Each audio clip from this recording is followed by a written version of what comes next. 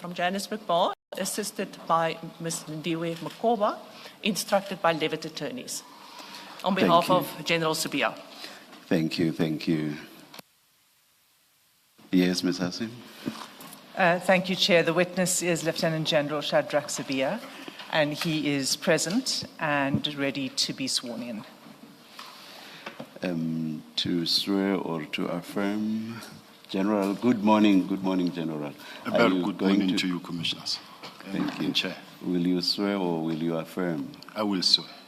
Do you swear that the evidence you are going to give is the truth, the whole truth, nothing but the truth? If so, please raise your right hand and say, so help me God. So help me God. Thank you, General. Yes, Ms. Hassim. Thank you, Chair. Chair, you would have seen that there are quite a number of files that have been prepared for this witness. Unfortunately, yes. My apologies for that. But the good news is that we're not going to go through all of them today. We're going to begin with 3 files. And if I could just alert the commissioners and the witness as well as to the files that we're going to be referring to today. Yes. It will be file 1 of 10, which is the witness statement. It will be file 2 of 10, marked annexures. Yes. File 2A, which is supplementary annexures to statement, and file 3 of 10, which is marked annexures. So those are the bundles that the commissioners and the witness need to have at hand today.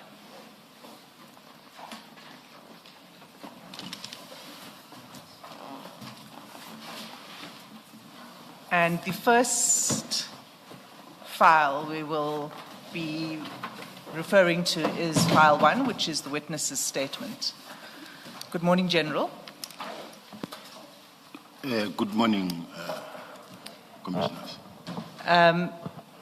We have had a discussion already, and we've agreed that you will take the commission through your statement. I will afford you the opportunity to go through your statement with minimal interruption. It's a 90-page statement, so we will ask you to, summarize where possible, but we want you to provide your version with minimal interruption. So that would be the plan as you and I have agreed. And if we could begin then, and your statement is divided into sections. Can we begin with, in very brief, your introductory section and your career path that you indicated you'd like to discuss? Our experience, General, is that if a witness does not read but attempts to do what they consider to be summarizing, they end up being much longer than if they were reading the statement. I'm not suggesting that you should read. If you are able to summarize, the summary should really be a summary. But sometimes we've just preferred that a witness should read because they cannot summarize. But starting off with summarizing may be better, but we'll see as we progress. Good. Let's see how it goes, Chair. Some aspects of the statement can just be read in. Thank you. May I proceed, Commissioners? Yes. Thank you very much. First and foremost, Commissioners, I'd like to thank the Commissioners for the opportunity to come and present my side of the story. And I'll be doing so honestly. Commissioners, how my statement has been drafted is that I will start with my career path, because to me this is what is important for the commissioners and the country at large to know where I come from.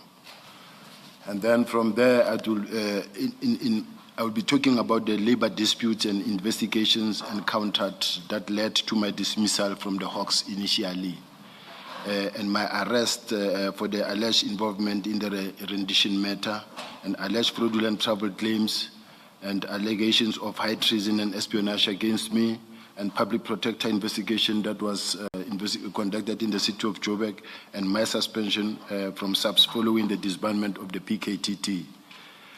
Now, for now, without any waste of time, I just want to shoot straight to my CV. I am currently employed by the South African Police Service, and I'm appointed as the Deputy National Commissioner, and I'm responsible for crime detection. Commissioners, I joined the South African Police Service on the 1st of June. In 1988, actually, I started as a student. In fact, I started as a official court interpreter in Rustenburg. And then I then applied to be a policeman whilst I was in court. Then I continued as a court orderly in court whilst I'm in the police. And then on the 1st of January 1989, I then went straight to college of the South African Police, where I passed out from the passing out parade on the 28th of June 1989. I grew up the ranks up until I was appointed as a commissioned officer, a captain at Interpol. I was appointed as a desk officer responsible for internationally missing and wanted persons. I also later resigned from the South African Police Service because I was appointed as a regional manager for security and investigation at Telkom. It was a senior position that let me go there. And then I started at the Western Cape region. And with my experience, with the work that I was doing there, I was then further sent to Bloemfontein so that I could also implement the same that was implemented in Cape Town. Then later, because Gauteng is the most problematic province of all the provinces in the country, I was then sent to Gauteng, where I pushed in Gauteng. Then in 2001, I joined the Directorate of Special Operations, the Scorpions, as a senior special investigator, and I was later placed at head office as a custodian of project in the DSO, especially responsible for the Eastern Cape. In 2004, April, I, together with Advocate Lebo Mdalane, I think she's now Masilela, who is now a judge. Advocate Maisela.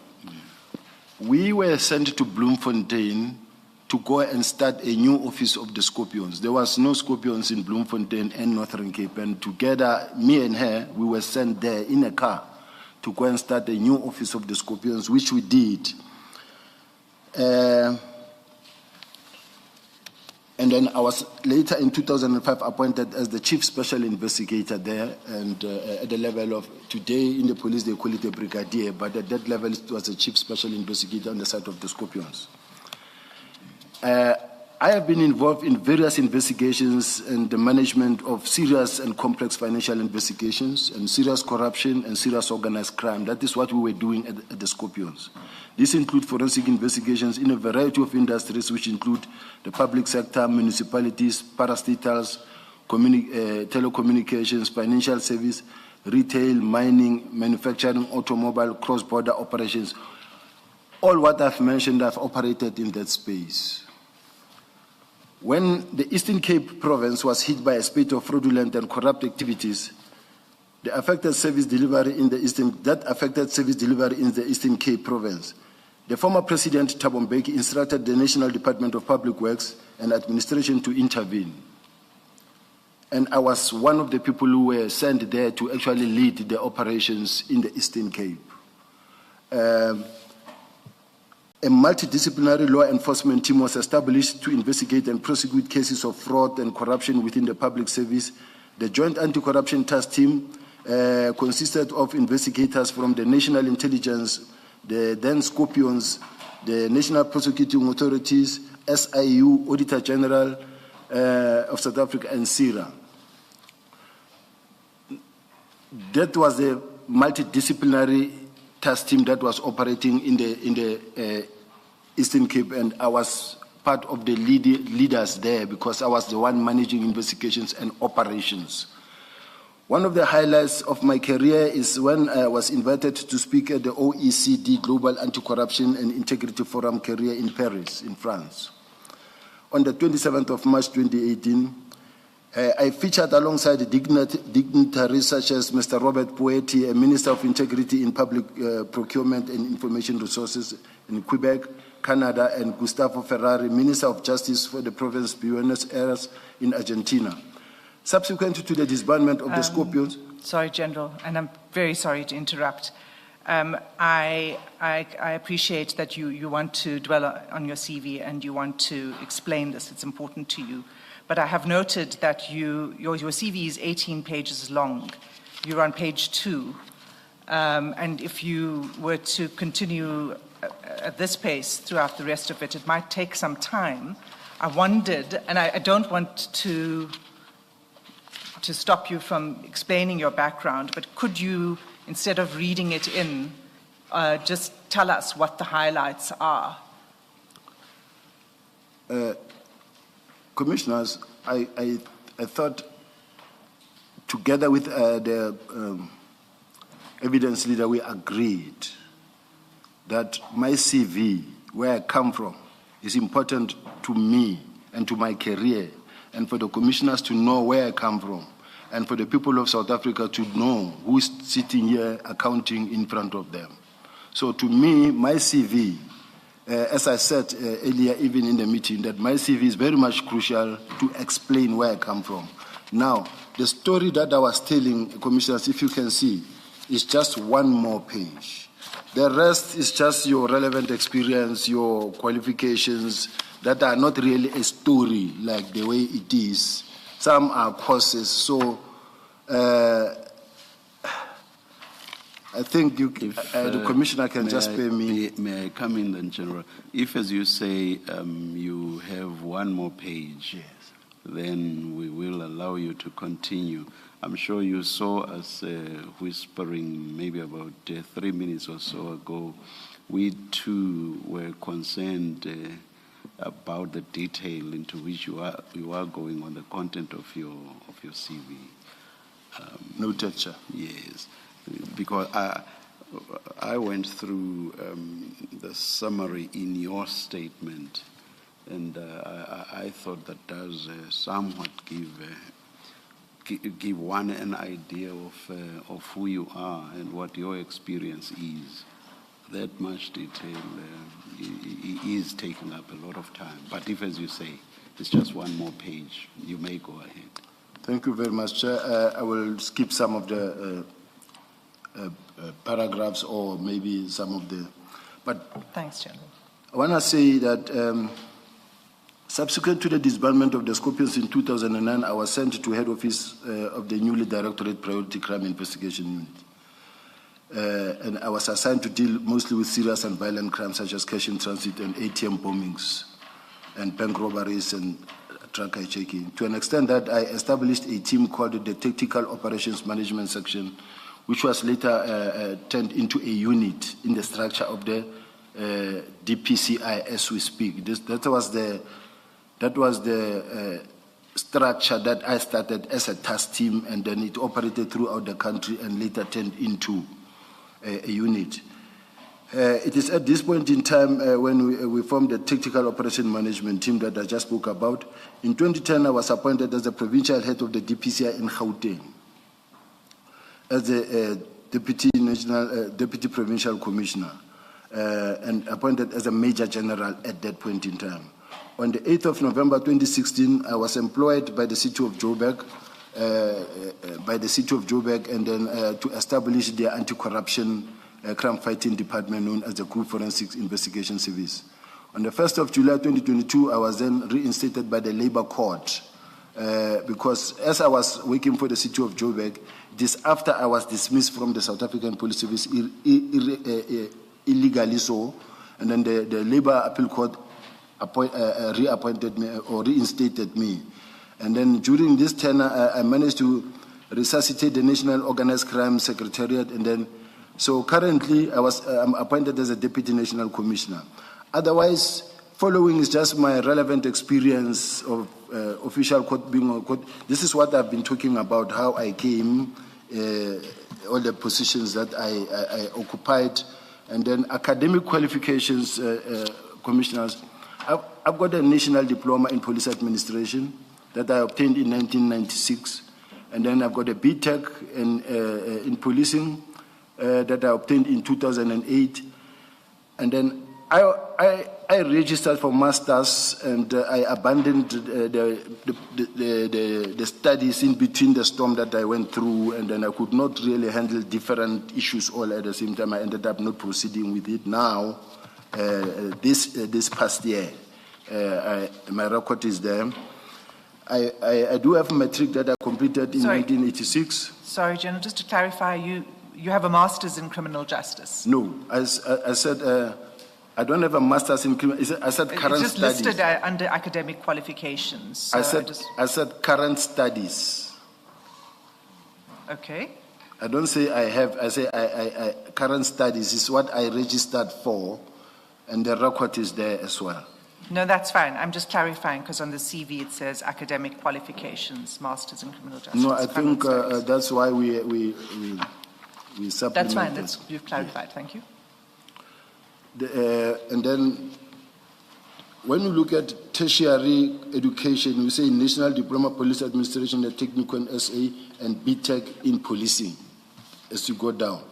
Now, the courses that I have, I've got a route and crowd control course, which all the police officials, mainly that went to college, have to undergo. But of importance is the investigation course. That all the people that are accusing me, all of them, and that are investigating me, they don't have investigation course. All of them.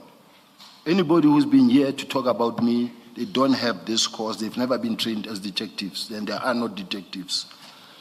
Sergeant course, okay, all the SWAT course organization in Oxford. I think the list is long. I've done money laundering course. I've been with the Scorpions and the NPA. I work for the NPA as well. I'm trained as I investigate corruption, money laundering, organized crime, all those courses. Operations management course for senior managers. I've done all those courses. Work experience, I will skip, Chair, in terms of the job function, but in short, let me say my CV,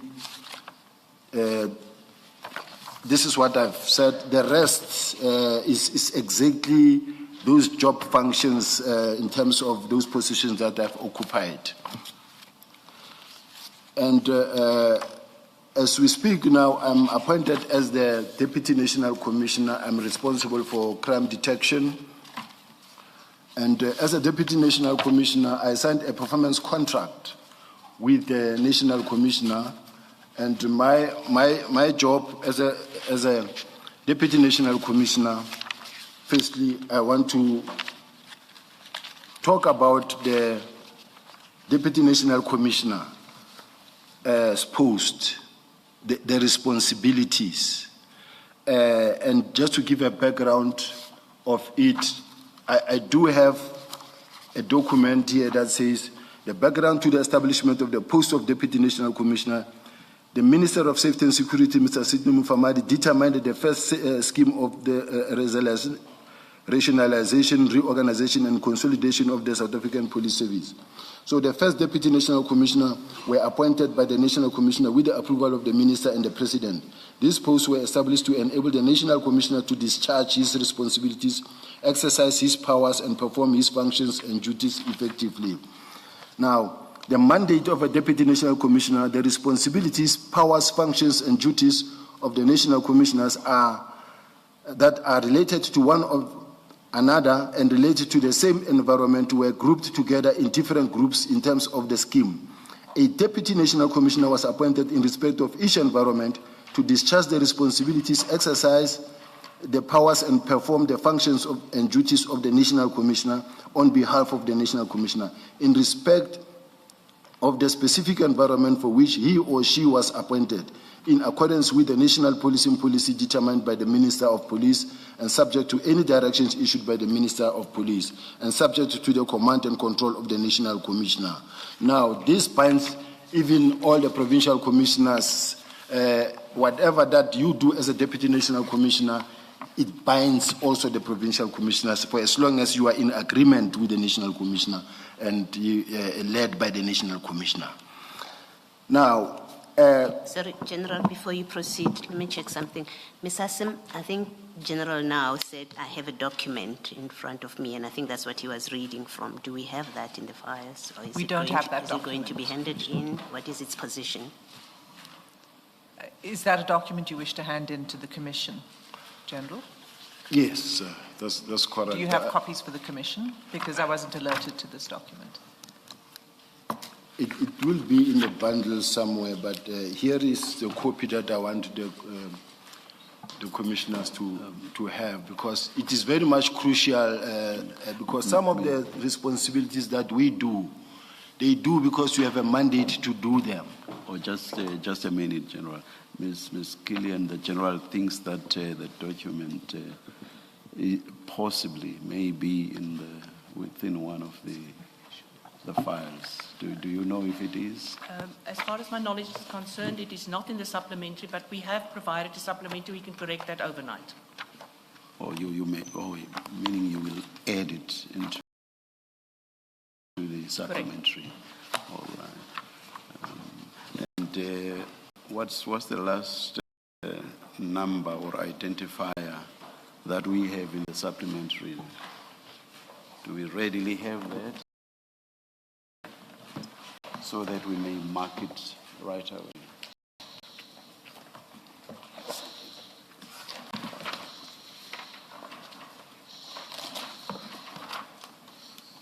It's Is it, SS 49. 49, Yes. yes.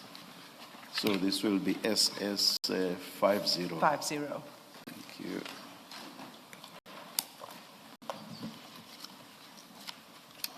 Chair, I have been provided with a copy of the document, but I think it's best. We may be given I think copies so. at a later stage. Thank you. Thank you.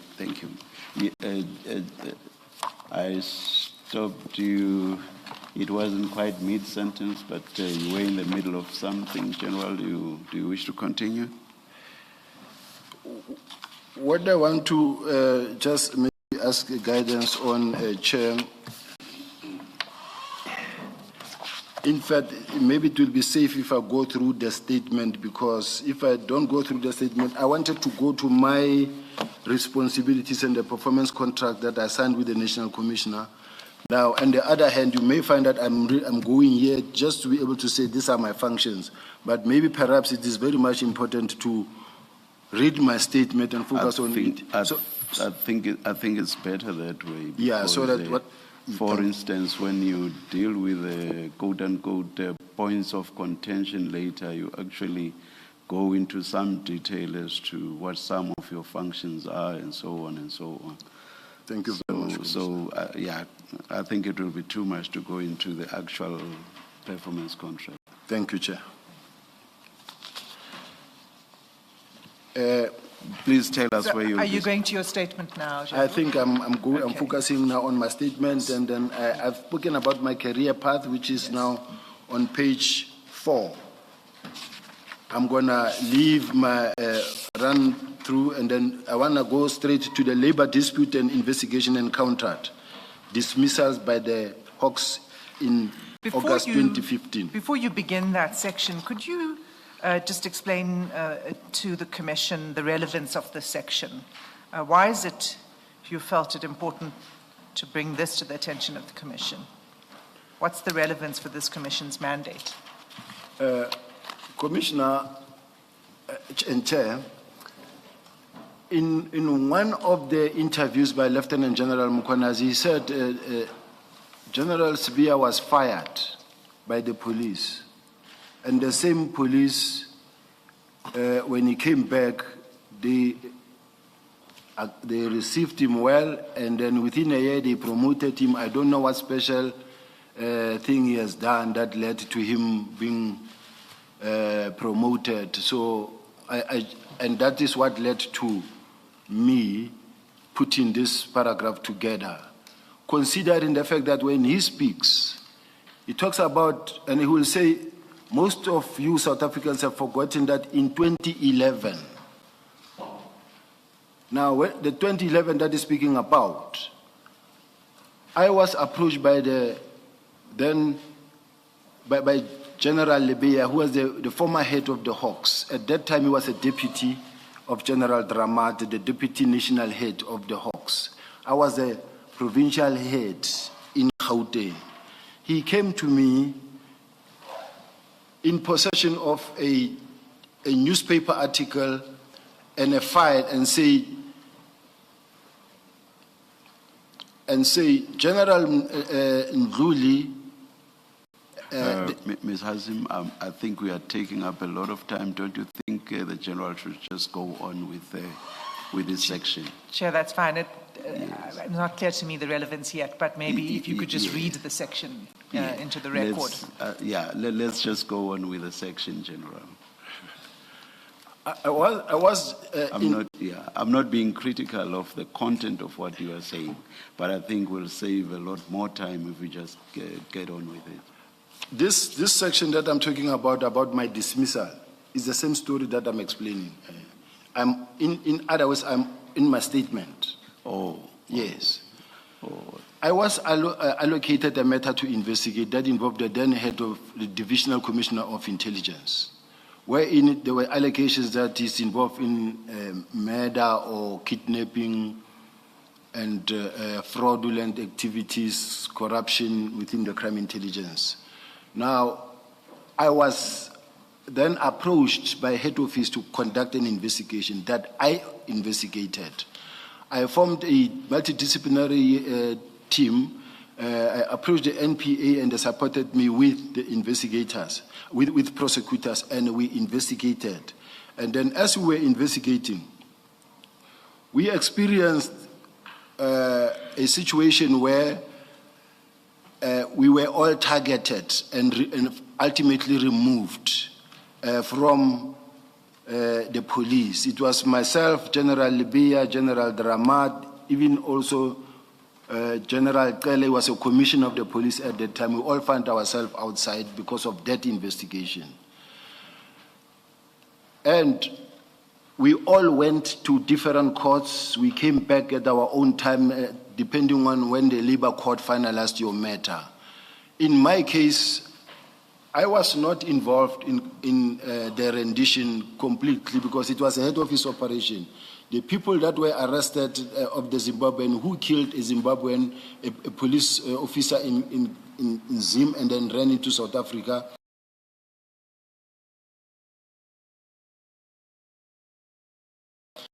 Crime intelligence at head office, they arrested all those people, and crime intelligence officials were given letter of commendations by their bosses for the job well done.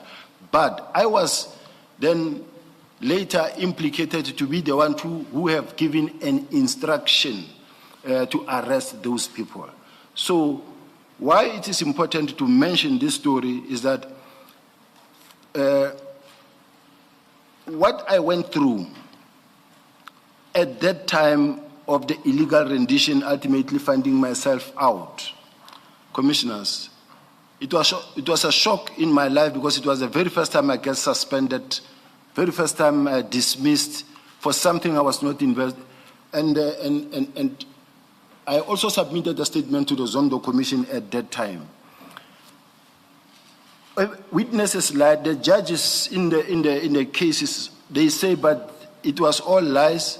And General Ntlemeza, who fired me, was actually found by the court to have been an unreliable person who lacked honor and integrity, and was ultimately also removed and fired, and his rank taken as a result of that. Now, I got back to the police because the court reinstated me. And then I started working. And I was, because of the fact that already a person was now appointed at Gauteng. There was now a General Kadwa was now appointed in Gauteng. I just said to the police, to the National Commissioner, I don't mind to be placed anywhere. And then they said, okay, head office, organized crime component head of organized crime. I went there. I started pushing from organized crime side as a component head. I resuscitated the National Organized Crime Secretariat that deals with projects, wherein I said, we've got a lot of crime in the country. We've got organized crime, we've got commercial crime, we've got corruption in the municipalities. All I want you to do, I want to have a project in each and every sector that needs to be investigated. And I increased the project. When I came back, there were something like 27 projects to 74 projects, because every province, we call them every month to make sure that we have projects that are being registered in the respective environment that needs to be attended to. Be it drugs, drug cartel, taxi violence, whoever is involved, whether you're talking about all the environment where there is crime committed, especially that needs to be investigated in an organized fashion. We needed to open such projects. We did that. Then, did these projects not already fall under some existing categories?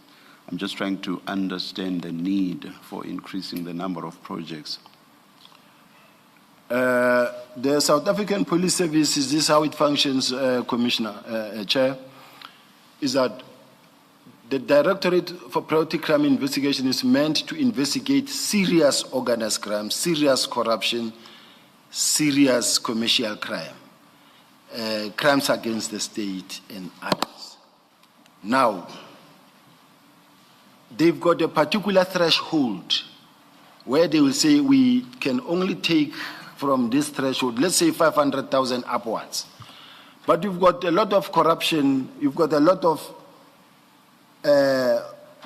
crime that is committed that actually falls within their mandate, but because it is of a lower scale, it must have organized crime also in the South African police that will look into that level 1 to 3, DPCI level 3 to 5, where they focus on now on other layers, including international layers. Now that's the Directorate for Priority Crime Investigation.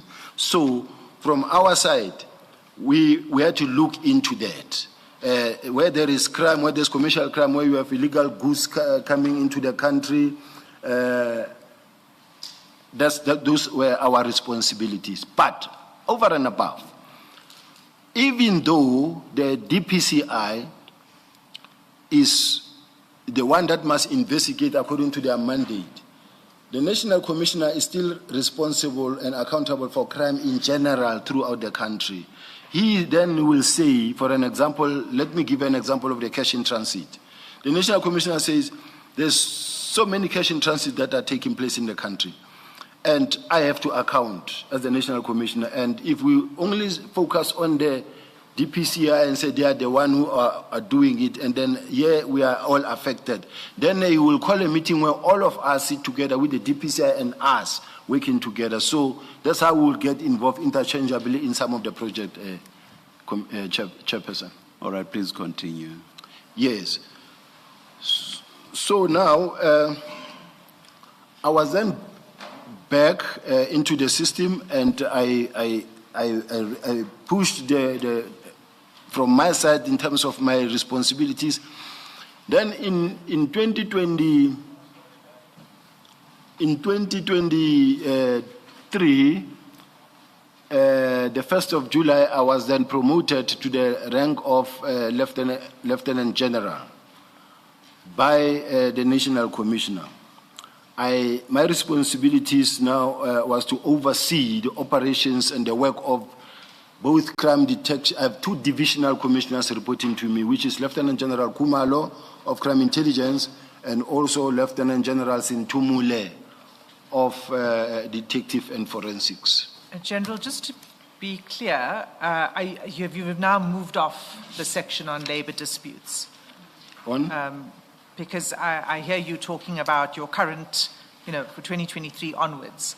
So have we moved on then from the section on labor disputes? Because I'm not sure Maybe what you're speaking to. Maybe perhaps what I need to do is to go through my statement line by line so that I don't do mistakes. That would be great. Thanks. Yes, thanks.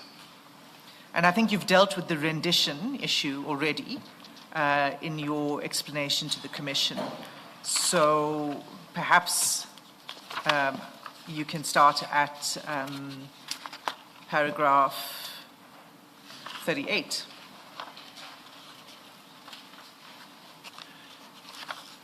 Paragraph 38. It's under the heading alleged fraudulent travel claims.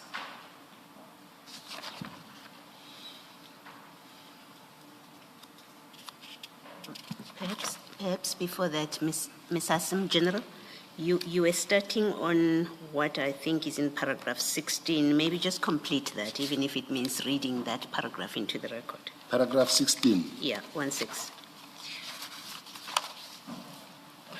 In July 2023, I was promoted to the rank of Lieutenant General and appointed as a Deputy National Commissioner for Crime Detection. In this capacity, I assumed overall command of Detective and Forensic Science Laboratories and Crime Intelligence. My appointment to this position placed me at the forefront of shaping and directing the operational framework for crime detection in the Republic, ensuring the alignment of policing strategies and national priorities and international best practice.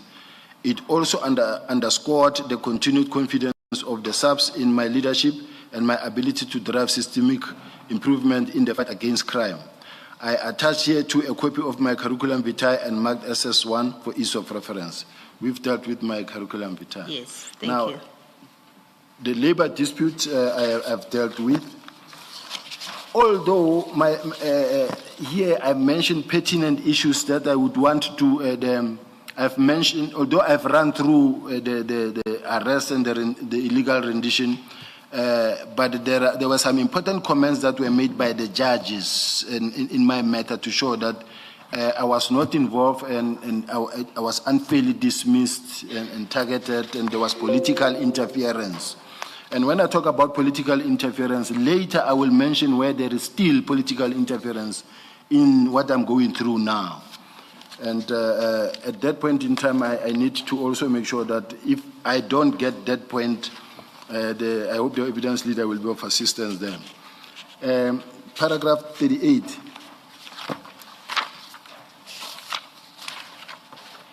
Alleged fraudulent claims. What I want to highlight specifically in relation to the alleged fraudulent claims, as the crime intelligence were attempting very hard to get me out of the system, they realized that the illegal rendition matter is not working because I was not involved, and they could see that even the courts were clearing me. At the same time, I went through the same process I'm going through now. They then introduced the illegal rendition of the fraudulent. They charged me for fraudulent kilometer claims. Now, the fraudulent kilometer claims that I was charged for, to give a short background, is that I had a car that I bought after I was promoted as a brigadier. And with the excitement, I went and I bought a BMW 330. It was a small car. But one day, a policeman was killed in Tembisa. And as the head of the Hawks, I had to attend the scene of crime. But that car was giving me challenges because the policeman was killed and left his body dumped on top of the mountain. So I could not go up there or deeper with the car because it was a very small car and it was struggling. Coming from that scene, I went straight to BMW where I bought the car and said, hey, where I work now, I'm expected to visit some of these things, and this thing is not really helping me. Then there was a Porsche Cayenne parked outside. It's a second-hand car, very old. Then the owner said to me, don't you want to test drive this car and maybe check how it is, if you like it? It was within the price range because it has 74,000 kilometers. So the car that I bought, it was more than that. Then he said, maybe test drive this Porsche Cayenne, you may like it. Well, it was the first time getting into a Porsche Cayenne. And then I test drove that car that day. As I was on the freeway and I was testing it, I enjoyed it. The next day I said, I'm taking this car. Then I was driving and driving and driving that Porsche, and it was beautiful, I liked it. Come the time when it had to go for service, because it was beyond 100, I said, no, it's still within the motor plan. I took it to Porsche, they fixed it, and it needed more than 30,000 rand. I said, yes, but it's within a motor plan, it doesn't complete at 100,000. They said, no. Porsche is not how it works. The motor plan doesn't go with the car, it goes with the owner. This car you bought, it's yours. You have to find a way of paying. I then went to BMW and said, but you didn't tell me that because this thing doesn't reach 100, I don't even get the motor plan. Now they say I must pay this thing, but you didn't tell me. And then he tried to speak to them, and the Porsche didn't agree. He then said to me, you know what? This Porsche is an expensive car. It's still going to give you challenges maybe here and there. Rather leave this thing. Go down there in the basements, look at the bigger cars, X5, X6, whatever that you may like to the price range. Then I went down and I looked and I chose one X6 within the price. It also had more than 80,000 kilometers. When a car is at that level, it's affordable. I chose that X6. Now, as I was driving this car, both cars, as I was just driving it and then from there change to X6. Now they see different kilometer claims that I'm submitting. One moment is Porsche, one moment is this. Then they charged me for fraudulent kilometer claim. They said, I said I was driving a Porsche, but I was driving an X6. And then they charged me for that. Then the magistrate asked a question and said, all right, you say you're charging this man for driving an X6, but he claimed for the X6 instead of for the Porsche Cayenne. Then he said, okay, which one has got a bigger engine capacity? Only to find out the Porsche Cayenne was a 5-liter, and then the X6 was a lower, it was a 3.5 liter. Then the magistrate said, so you're charging him for shooting himself on the foot, that he claimed lesser than what he was supposed to claim. Then they couldn't answer. Then the magistrate asked the prosecutor and say, why did you charge this man? The prosecutor says, into the court record, that record is still there. He says, I know there's no case and there was no case, but I was instructed to put the matter in the court roll. Now, that's how the magistrate said, you are released. Then that's how I was acquitted in that case. That's the fraudulent kilometer claim issue. So it's one of those cases. Now, I have to go to allegations of high treason. Before that, General, I think under this topic, there's